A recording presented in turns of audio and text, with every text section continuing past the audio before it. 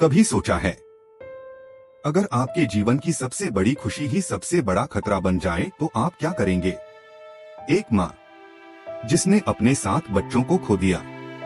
जब 8वां जन्मा और वो मुस्कुराई तो उसी पुत्र ने कहा, माँ अभी नहीं। क्या मुस्कान भी कभी मौत बुला सकती है?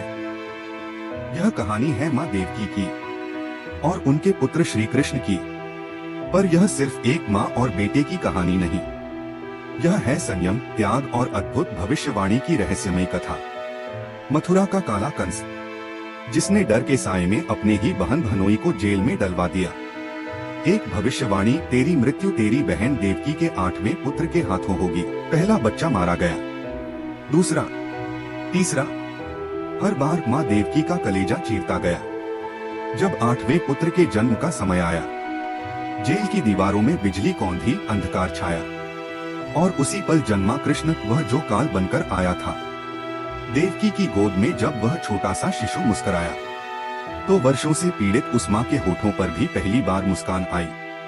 लेकिन तभी कुछ ऐसा हुआ जो किसी ने कल्पना भी नहीं की थी। कृष्ण ने माँ की आंखों में देखा और धीमे से कहा, माँ मुस्कुराओ मत। देवकी चौंकी, क्यों लाला? तू तो मेरी गोद की पहली खुशी है, अब मुस्कुराने का भी अधिकार नहीं। कृष्ण का चेहरा गंभीर था, बालक होते हुए भी उसमें किसी ऋषि जैसी शांति थी। माँ, कृष्ण बोले, तेरी मुस्कान उन निगाहों को जगा देगी जो हमें मारना चाहते हैं।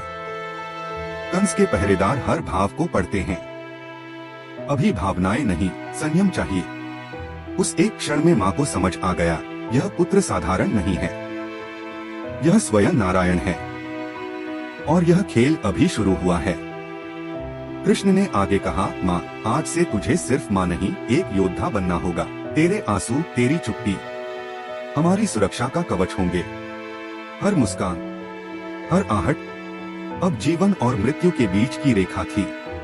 कंस सिर्फ तलवार से नहीं मारता था, वह भावनाओं को भांपकर डर से पहले वार करता था और उसी डर को छिपाना था। इसीलिए कृष्ण ने माँ को मुस्कुराने से रोका। रात के अंधेरे में वासुदेव कृष्ण को यमुना पार ले जाते हैं। हर कदम पर तूफान, नदी की लहरें, मगर कोई डर नहीं, क्योंकि माँ देवकी की चुप्पी ने, उसके आंसुओं ने एक मौन तपस्या की तरह कृष्ण को जन्म के साथ ही योद्धा बना दिया था। एक मुस्कान ने जिस युद्ध की शुरुआत टाल दी, वही मुस्कान एक दिन पूरे अधर्म का अंत करेगी। कभी कभी सबसे कठिन होता है वो भाव ना जताना जो भीतर से उफान मार रहा हो।